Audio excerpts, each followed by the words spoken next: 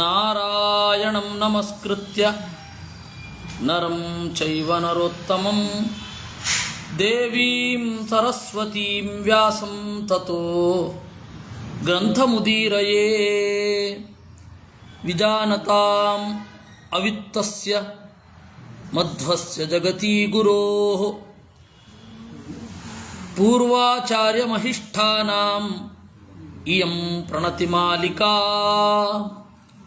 ಪೂರ್ಣಜ್ಞಾನಾಯ ವಿದ್ಮಹೇ ಪೂರ್ಣಾನಂದಾಯ ಧೀಮಹಿ ತನ್ನೋ ವ್ಯಾಸ ಪ್ರಚೋದಯಾತ್.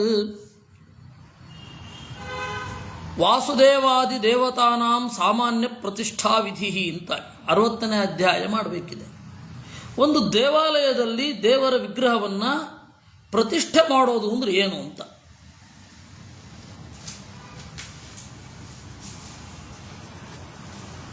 ಕೇವಲ ವಿಗ್ರಹವನ್ನು ನೆಡೋದೇ ಇಲ್ಲ, ಅದಕ್ಕೆ ನಾವು ಮಾಡಬೇಕಾಗಿರುವ ಸಂಸ್ಕಾರಗಳನ್ನೆಲ್ಲ ನೋಡಿದ್ದೀವಿ.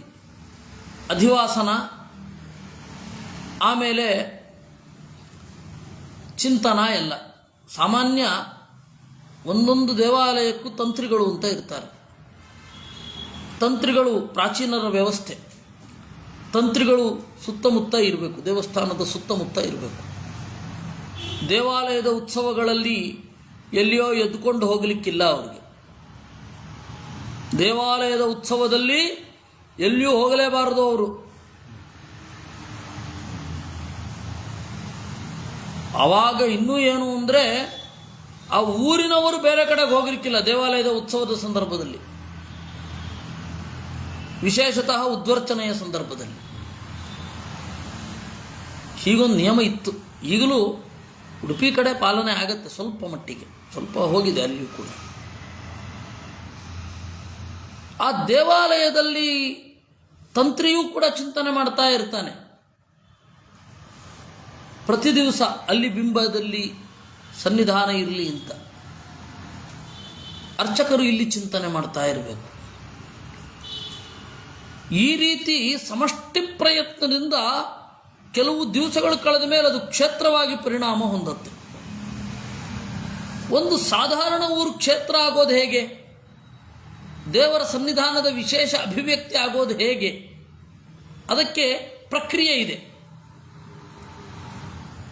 ಇದು ಕ್ಷೇತ್ರ ಆಗಲಿ ಅಂದರೆ ಆಗಲ್ಲ. ಅದು ದೀರ್ಘಕಾಲ ಪ್ರಕ್ರಿಯೆಯಲ್ಲಿ ಒಂದು ಕ್ಷೇತ್ರ ರೂಪುಗೊಳ್ಳೋದು. ಅದಕ್ಕೂ ಮೊದಲು ಕ್ಷೇತ್ರ ಆಗೋದು ಆಮೇಲಿರಲಿ, ಪ್ರತಿಷ್ಠೆ ಹೇಗೆ ಮಾಡಬೇಕು ಅಂತ. ಆ ಪ್ರತಿಷ್ಠೆ ಅನ್ನೋದೇನಿದೆ ಅದು ತಂತ್ರಸಾರ ಸಂಗ್ರಹದಲ್ಲಿ ನಿರೂಪಣೆ ಮಾಡಿದ್ದಾರೆ. ಇಲ್ಲಿಯೂ ಕೂಡ ನಿರೂಪಣೆ ಮಾಡ್ತಾರೆ.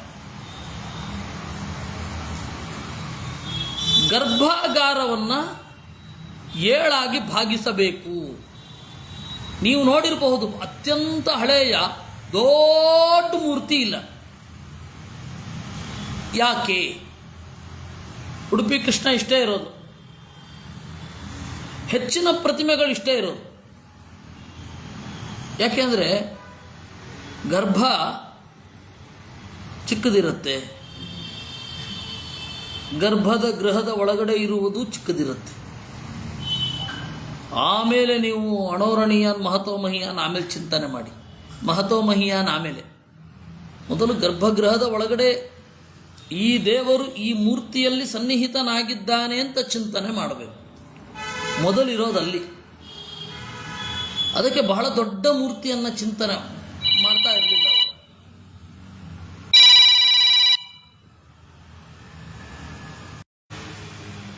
ದೊಡ್ಡ ಮೂರ್ತಿಯನ್ನು ಚಿಂತನೆ ಮಾಡ್ತಾ ಇರಲಿಲ್ಲ, ಚಿಕ್ಕ ಮೂರ್ತಿಯನ್ನೇ ಸಾಮಾನ್ಯವಾಗಿ ಇಡ್ತಾ ಇದ್ರು. ಯಾಕೆಂದರೆ ಅಭಿಷೇಕಾದಿಗಳಿಗೆ ಅನುಕೂಲ ಅಂತ ಮೊದಲನೇದ್ದು. ಎರಡನೆಯದ್ದು, ಗರ್ಭಗೃಹವನ್ನು 7 ಭಾಗವಾಗಿ ವಿಂಗಡಿಸಬೇಕು. 7 ಭಾಗದಲ್ಲಿ ಒಂದು ಬ್ರಹ್ಮಭಾಗ ಅಂತ. ಬ್ರಹ್ಮಭಾಗದಲ್ಲಿ ಚಿಂತನೆ ಮಾಡಬೇಕು. ವಿಭಜೇತ್ ಬ್ರಹ್ಮಭಾಗೇತು ಪ್ರತಿಮಾಂ ಸ್ಥಾಪಯೇತ್ ಬುಧ ಅಂತ ಮೊದಲನೇ ಶ್ಲೋಕ. ಪ್ರತಿಮಾಂ ಸ್ಥಾಪಯೇತ್. ಇನ್ಯಾವ ಭಾಗ ಇರುತ್ತೆ? ಕೇಳಿದ್ರೆ ಆಶ್ಚರ್ಯ ಆಗುತ್ತೆ ನಿಮಗೆ. ತಂತ್ರದ ಚಿಂತನೆ, ದೇವತೆಗಳು, ಮನುಷ್ಯರು, ಪೈಶಾಚರು ಈ ಭಾಗಗಳಲ್ಲಿ ಚಿಂತನೆ ಮಾಡಬಾರದು. ಪ್ರತಿಮೆಯಲ್ಲಿ ದೇವರನ್ನು ಚಿಂತನೆ ಮಾಡಬಾರದು, ಮತ್ತು ಆ ಭಾಗದಲ್ಲಿ ಪ್ರತಿಷ್ಠೆಯೇ ಮಾಡಬಾರದು. ಇದು ಸೂಕ್ಷ್ಮ. ಕೇಳಿದ್ರೆ ಆಶ್ಚರ್ಯ ಆಯ್ತೇನ್ರಿ, ಮಾನುಷ ಭಾಗ ಇರುತ್ತಾ? ಅದೇನೋ ಸರಿ, ನಾವೇ ಅಲ್ಲಿ ಹೋಗಿರ್ತೀವಿ. ಪೈಶಾಚ ಭಾಗ ಬೇರೆ ಇರುತ್ತಾ ಅಂದರೆ ಇರುತ್ತೆ. ಯಾಕೆ ಅಂದರೆ ನಾವು ಎಲ್ಲರಿಗೂ ನಮಸ್ಕಾರ ಹಾಕೋದೆ ದಿಗ್ ನಮಸ್ಕಾರದಲ್ಲಿ. ದಿಗ್ದೇವತಾಭ್ಯೋ ನಮಃ, ಪಿತೃಭ್ಯೋ ನಮಃ, ರಾಕ್ಷಸೇಭ್ಯೋ ನಮಃ, ಯಕ್ಷೇಭ್ಯೋ ನಮಃ, ಪಿಶಾಚೇಭ್ಯೋ ನಮಃ, ಬೇತಾಳೇಭ್ಯೋ ನಮಃ. ಅವುಗಳೆಲ್ಲ ಕಾಟ ಕೊಡಬಾರದು ಅಂತ ಅವುಗಳಿಗೆ ನಮಸ್ಕಾರ. ಸಂಧ್ಯಾ ವಂದನೆಯಲ್ಲಿ ದಿಗ್ನಮಸ್ಕಾರದಲ್ಲಿ ಎಲ್ಲರಿಗೂ ನಮಸ್ಕಾರ, ಅದು ಜಪ ಮುಗಿಸಿದ ಮೇಲೆ. ಈ ರೀತಿ ಎಲ್ಲರಿಗೂ ಅವಕಾಶ ಇದೆ. ನಾವ್ಯಾರು ಇವ್ರಿಗೆ ಅವಕಾಶ ಇಲ್ಲ ಅಂತ ಹೇಳಲಿಕ್ಕೆ? ಯಾಕೆಂದರೆ ಅವರೆಲ್ಲ ನಮ್ಮನ್ನು ಮೀರಿದವರು. ಮನುಷ್ಯರಾದವರಾದರೆ ಆಕ್ರಮಣ ಮಾಡೋದನ್ನು ತಡೆಗಟ್ಟಬಹುದು, ಐಡಿ ತೋರಿಸು ಅನ್ಬಹುದು.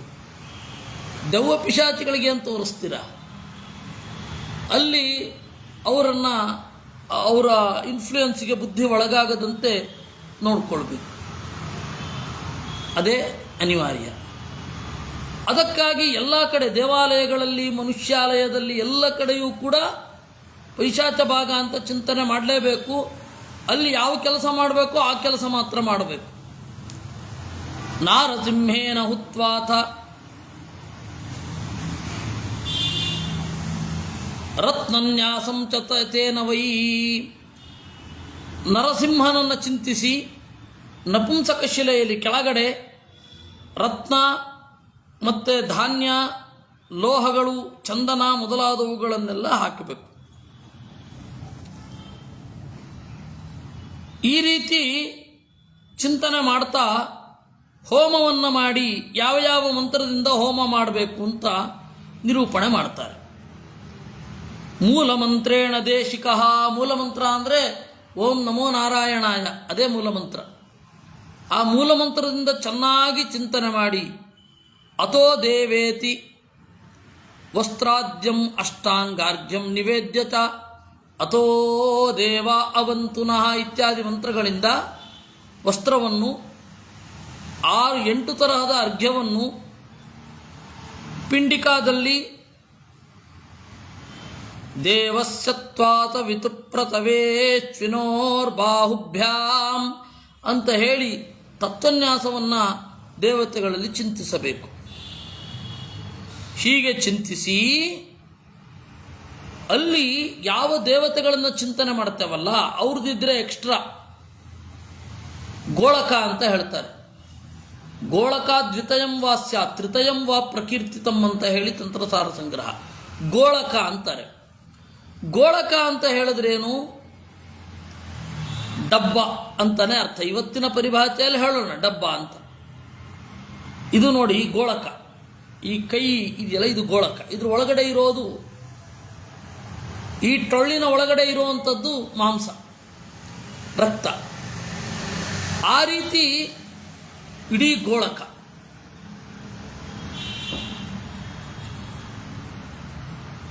ಇಡೀ ಗೋಳಕ. ಆ ಗೋಳಕ 2, 3, 4 ತನಕ ಹೋಗುತ್ತೆ. ಏಕೆಂದರೆ ಅಂಗಾಂಗ ದೇವತೆಗಳಿರುವಾಗ ಅವರ ತೇಜಸ್ಸು ಇಲ್ಲಿದೆ, ತೇಜಸ್ಸಿಲ್ಲಿದೆ ಅಂತ ಚಿಂತನೆ. ದೇವತೆಗಳು ತೇಜಾಂಶದಿಂದ ಇಲ್ಲಿ ಇರ್ತಾರೆ ಅಷ್ಟೇ ಚಿಂತನೆ. ಅದಕ್ಕೆ ಅವರು ಹೇಳ್ತಾರೆ ಚೈತನ್ಯಂ ಪರಮಾನಂದಂ ಕಲ್ಪಯೇ ದ್ವಿಗ್ರಹಂ ತಸ್ಯ ತೈಜಸೈ ಪರಮಾಣುಭಿ. ತೈಜಸ ಪರಮಾಣುಗಳು ಅಂದರೆ ತೇಜೋರೂಪದಿಂದ ಇವರು ಇರ್ತಾರೆ. ಇವಾಗ ಕಲ್ಲು ಅನ್ನೋದು ಒಂದು ಮೂರ್ತ. ಈ ಮೂರ್ತದ ಒಳಗಡೆ ಅಮೂರ್ತವಾದ ಆ ದೇವತೆಯ ಆವಾಹನೆ ಇದೆ. ಅದರ ಒಳಗಡೆ ಇನ್ನೊಂದು ಅಮೂರ್ತವಾದ ವಸ್ತು ಇದೆ. ಅದರೊಳಗಡೆ ಇನ್ನೊಂದು ಅಮೂರ್ತವಾದ ಶಕ್ತಿ ಇದೆ. ಹೀಗೆ 4ರ ತನಕ ಹೋಗುತ್ತೆ. ಒಂದು ಉದಾಹರಣೆ ನಿಮಗೆ ಹೇಳ್ತೇನೆ. ಗಣಪತಿಯಲ್ಲಿ ಸನ್ನಿಹಿತನಾಗಿರುವವ ಶಿವ, ಶಿವನಲ್ಲಿ ಸನ್ನಿಹಿತನಾಗಿರುವವ ಮುಖ್ಯ ಪ್ರಾಣನಲ್ಲಿ ಸನ್ನಿಹಿತನಾಗಿರುವವನು ವಿಶ್ವಂಭರ. ಈ ರೀತಿ 4 ಲೇಯರ್ಗಳ ಚಿಂತನೆ ಹೀಗೆ ಮಾಡಬೇಕು ಅಂತಾರೆ. ಇಲ್ಲ ಅಂತಂದರೆ ವ್ಯಾಧಿ, ದುರ್ಭಿಕ್ಷ, ಅನಾವೃಷ್ಟಿ, ಚೋರ ಭಯ, ಅಕಾಲಿಕ ಮರಣ ಭಯಗಳೆಲ್ಲ ಆಗತ್ತೆ ಅಂತ ಹೇಳ್ತಾರೆ. ಒಂದು ಊರು ಅಂತ ಹೇಳಿದ್ರೆ ಆ ಊರಿನ ಕೇಂದ್ರವಾಗಿ ಇರುವ ದೇವಸ್ಥಾನ ಅನ್ನೋದು ಆಗ ಊರಿನ ಕೇಂದ್ರ.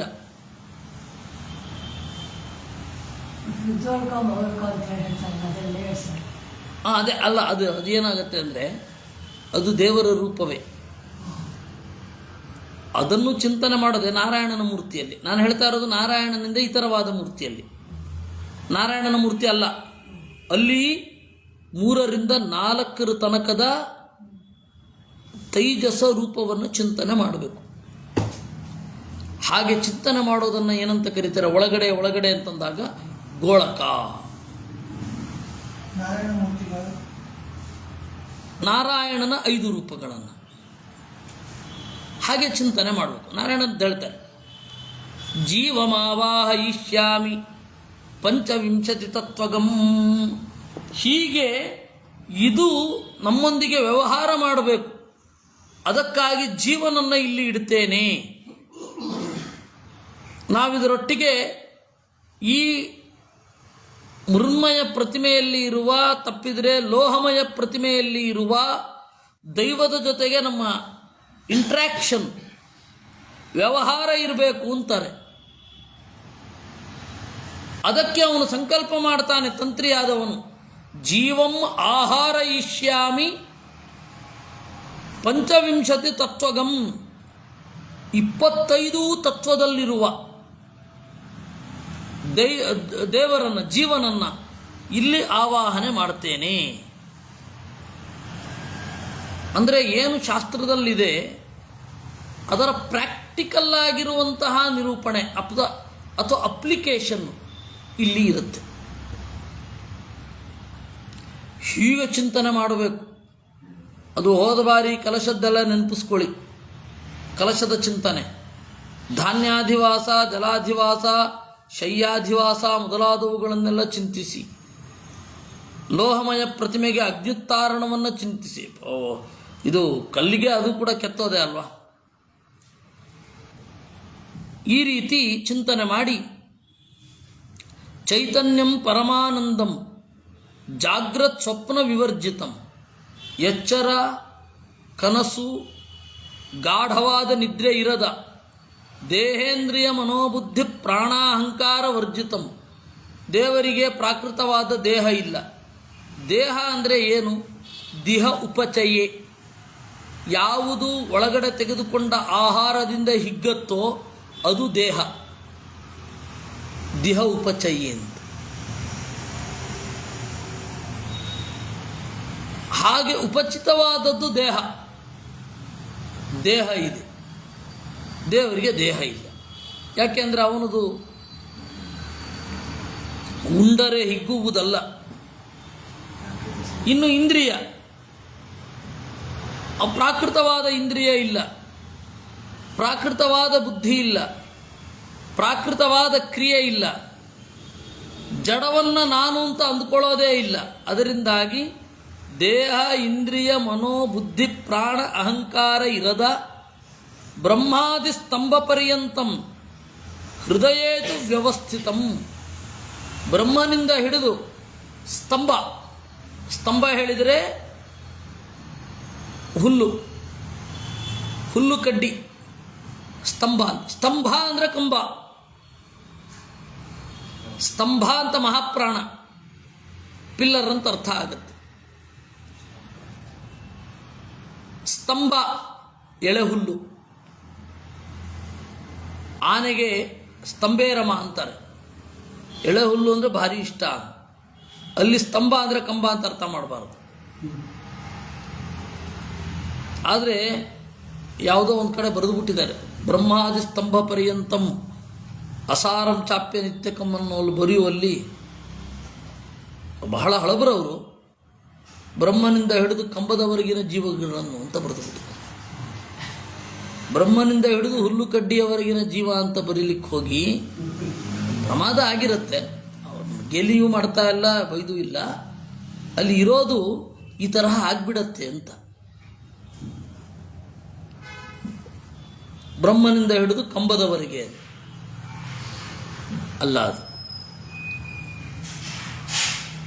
ಈ ಬ್ರಹ್ಮಾದಿ ಸ್ತಂಭ ಪರ್ಯಂತಂ ಹೃದಯೇತು ವ್ಯವಸ್ಥಿತಂ ಹೃದಯಾತ್ ಪ್ರತಿಮಾಬಿಂಬಂ ಬಿಂಬೆ ಸ್ಥಿರೋಭವ ಪರೇಶ್ವರ.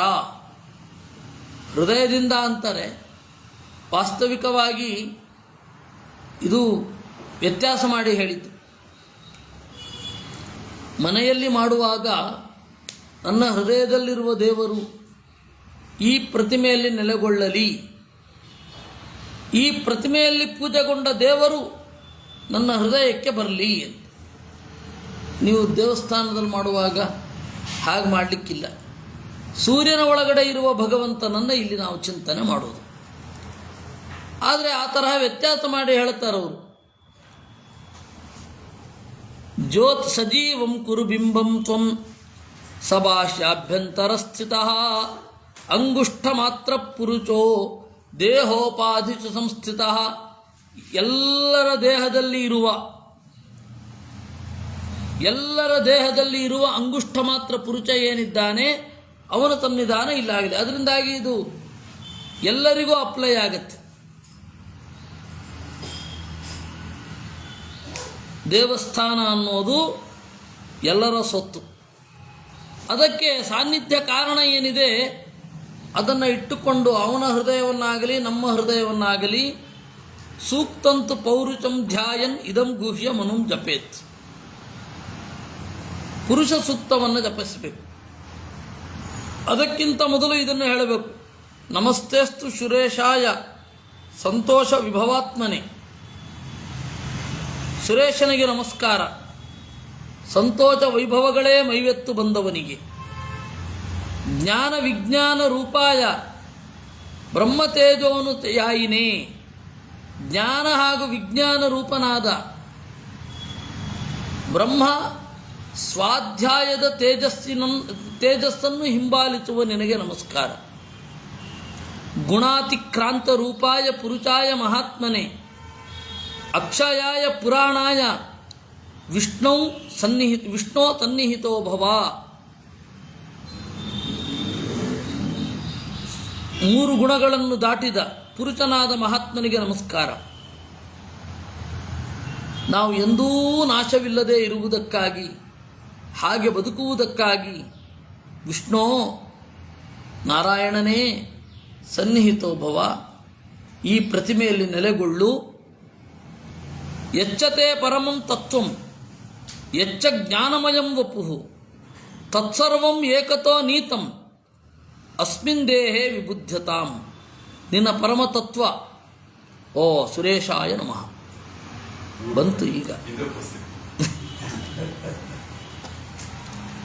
ಎಚ್ಚತೆ ಪರಮಂ ತತ್ವಂ ಎಚ್ಚ ಜ್ಞಾನಮಯಂ ವಪುಃ ತತ್ಸರ್ವಮೇಕತೋ ನೀತಂ ಅಸ್ಮಿನ್ ದೇಹೇ ವಿಬುದ್ಧತಾಂ.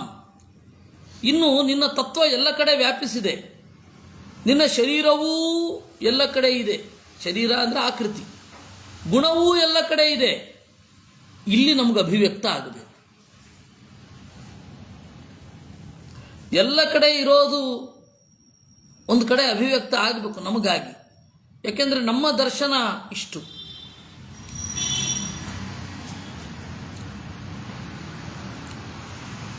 ಆತ್ಮಾನಂ ಸನ್ನಿಧೀಕೃತ್ಯ ಬ್ರಹ್ಮಾದಿ ಪರಿವಾರಕಂ ಸ್ವನಾಮ್ನಾ ಸ್ಥಾಪಯೇದನ್ಯಾನ್ ಆಯುಧಾದೀನ್ ಸಮುದ್ರಯ.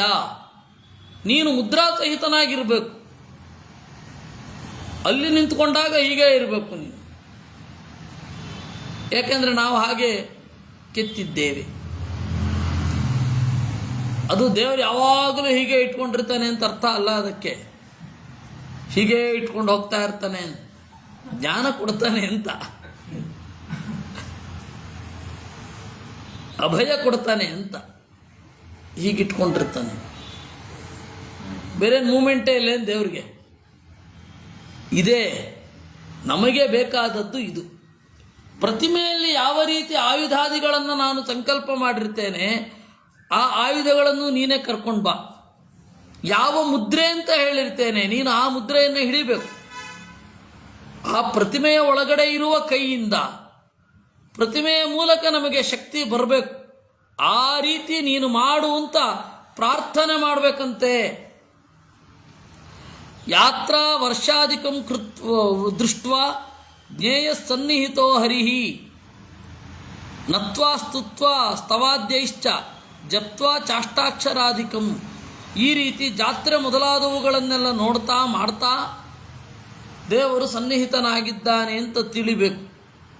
ಅವನನ್ನು ನಮಿಸಿ ಸ್ತೋತ್ರ ಮಾಡಿ ಅಷ್ಟಾಕ್ಷರಾದಿಗಳನ್ನು ಜಪ ಮಾಡಿ ಆಮೇಲೆ ಚಂಡ ಪ್ರಚಂಡೌ ದ್ವಾರಸ್ಥೌ ನಿರ್ಗತ್ಯ ಅಭ್ಯರ್ಚಯೇದ್ ಗುರು. ಈ ರೀತಿ ಮಂಟಪಕ್ಕೆ ಬಂದು ಅವರನ್ನು ಪೂಜಿಸಿ ಗರುಡನನ್ನು ಸ್ಥಾಪನೆ ಮಾಡಿ ದಿಗೀಶರನ್ನು ಅಂದರೆ ದಿಕ್ಪಾಲಕರನ್ನು ದಿಕ್ಕುಗಳಲ್ಲಿ ಸ್ಥಾಪನೆ ಮಾಡಿ ಎಲ್ಲ ಸ್ಥಾಪನೆ ಮಾಡಿ ಗ್ರಾಮವಸ್ತ್ರ ಸುವರ್ಣಾದಿ ಗುರವೇ ದಕ್ಷಿಣಾಂ ದದಾತ್ ಮಾಡಿಸಿದ್ನಲ್ಲ, ಅವನಿಗೆ ಎಷ್ಟು ಶಕ್ತಿ ಇರುತ್ತೋ ಅಷ್ಟು ಕೊಡಿ. ಗುರುದಕ್ಷಿಣೆ ಯಥಾಶಕ್ತಿ ಕೊಡಿ ಅಂತ ಹೇಳ್ತಾರೆ ಆಚಾರ್ಯರು. ಶಕ್ತಿಯನ್ನು ಮೀರಿ ಕೊಡಿಯಲ್ಲ, ಹಾಗಂತ ಶಕ್ತಿ ಇದ್ದರೂ ಕಡಿಮೆ ಕೊಡಿಯಲ್ಲ, ನಿಮಗೆ ಎಷ್ಟು ಶಕ್ತಿಯೋ ಅಷ್ಟು ಕೊಡಿ. ಗುರವೇ ದಕ್ಷಿಣಾಂ ದದ್ಯಾತ್ ಲಕ್ಷೇ ಲಕ್ಷೇ ಶತಂ ಸುಧೀಹಿ ಆತ್ಮನೈವ ಕೃತೆ ಹೋಮೆ ಶಕ್ತಿತೋ ಗುರು ದಕ್ಷಿಣ ಅಂತ. ಇದೇ ಕ್ರಮದಲ್ಲಿ ಪ್ರತಿಷ್ಠೆ ಮಾಡಿ ನಡೆಸ್ಕೊಂಡು ಬರ್ತಾ ಇರುವಂಥ ಸನ್ನಿಧಾನ ಇರುವಂಥ ದೇವಸ್ಥಾನಗಳು ಇದೆಯಾ? ಇವಾಗ ಕೃಷ್ಣ ಮಠ ಇದೆ. ಕೃಷ್ಣ ಮಠ ಇದೆ. ಪ್ರತಿಷ್ಠೆ ಮಾಡಿ ಆದ್ಮೇಲೆ ನೀವು ಹೇಳ್ತಾ ಇರೋದು ಅಂದರೆ ಇವಾಗ ಇಂಟ್ರಾಕ್ಟ್ ಮಾಡಬೇಕು ದೇವರು ಅಂತ ಹೇಳಿದ್ರಲ್ಲ, ಆ ಥರ ಶಕ್ತಿ ಇರುವಂಥ ದೇವಸ್ಥಾನಗಳು ಯಾವ್ದಾದ್ರು ಇದೆಯಾ? ಇದೆ, ಇರುತ್ತೆ. ಅದು ತಂತ್ರಿಗಳು ಒಂದು ಪ್ರಮಾಣ ವಚನ ಸ್ವೀಕಾರ ಮಾಡಿರ್ತಾರೆ. ನಾವು ಇಲ್ಲಿ ಯಾವ ಅನುಸಂಧಾನವನ್ನು ಹೊರಗಡೆ ಹೇಳೋಲ್ಲ ಅಂತ. ಅವನು ಏನು ಮಾಡಿದ್ರು ಬಾಯ್ ಬಿಡಲ್ಲ. ಮತ್ತು ಸರ್ಕಾರದವ್ರು ಕೇಳಿದ್ರೆ ಬೇಕಾದ್ರೆ ಎಲ್ಲ ಹೇಳ್ತಾರೆ, ಯಾಕಂದರೆ ಕೆಲಸ ಹೋಗುವ ಭಯ. ನೀವು ಕೇಳಿದ್ರೆ ನಾವು ಕೇಳಿದ್ರೆ ಯಾಕೆ ಹೇಳ್ತಾರೆ? ಇಲ್ಲ, ಅದು ತಂತ್ರಶಾಸ್ತ್ರ ಅಂಟುಂಡು ಏರೆಗಲ ಪಂಡ್ರೆ ತೀರನ್ನು ಯಾರಿಗೂ ಹೇಳಲಿಕ್ಕಿಲ್ಲ ಅಂತ ಹೇಳ್ತಾರೆ. ಭಾರಿ ಸಮಸ್ಯೆ ಆಗತ್ತೆ ಅದೆಲ್ಲ ಕೆಲವೊಮ್ಮೆ. ಇದೆಯಾ ಅಂದರೆ ಇದೆ, ಬೇಕಾದಷ್ಟಿದೆ. ನೀವು ಹೇಳಬೇಕು ಅಂತಂದರೆ ಅನಂತೇಶ್ವರ ಅಲ್ಲ, ಪ್ರತಿಷ್ಠೆ ಆದಮೇಲೆ ಹಲವಿದೆ, ನಮಗೆ ನೆನಪಾಗ್ತಾ ಇಲ್ಲ ಈಗ.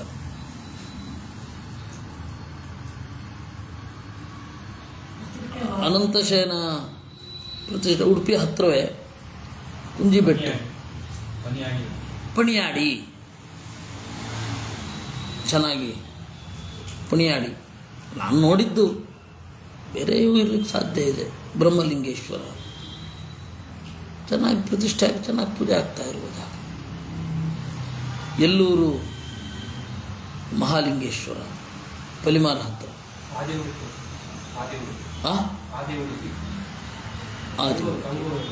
ಅಲ್ಲ ಅವ್ರ ಪೂಜೆ ತಂತ್ರಿಗಳು ನಮ್ಗೆ ಗೊತ್ತಿಲ್ಲ, ಪರಿಚಯ ಇಲ್ವಲ್ಲ.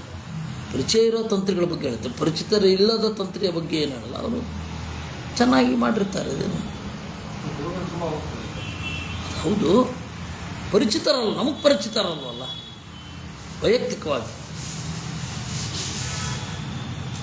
ವಿಷ್ಣುಂ ನಯೇತ್ ಪ್ರತಿಷ್ಠಾತ ಚಾತ್ಮನ ಸಕಲಂ ಕುಲಂ ಸರ್ವೇಷಾಮೇವ ದೇವಾನಾಂ ಏಷ ಸಾಧಾರಣೋ ವಿದ್ಯೆ. ಈ ರೀತಿ ದೇವರನ್ನು ಪ್ರತಿಷ್ಠೆ ಮಾಡಬೇಕು. ಇದು ಎಲ್ಲರಿಗೂ ಸಾಮಾನ್ಯವಾದ ವಿಧಿ. ಮೂಲಮಂತ್ರ ಪೃಥಕ್ ತೇಷಾಂ, ಅವರವರಿಗೆ ಮೂಲಮಂತ್ರ ಬೇರೆ. ಇದು ಉಳಿದದ್ದೆಲ್ಲ ಹಾಗೆ ಮಾಡಬೇಕು ಅಂತ ಹೇಳುವಲ್ಲಿಗೆ 60ನೆಯ ಒಂದು ಅಧ್ಯಾಯ ಆಯಿತು. ಸ್ವಲ್ಪ ಹೊತ್ತು ಬಿಟ್ಟು ವಿಷ್ಣು ತತ್ವ ನಿರ್ಣಯ.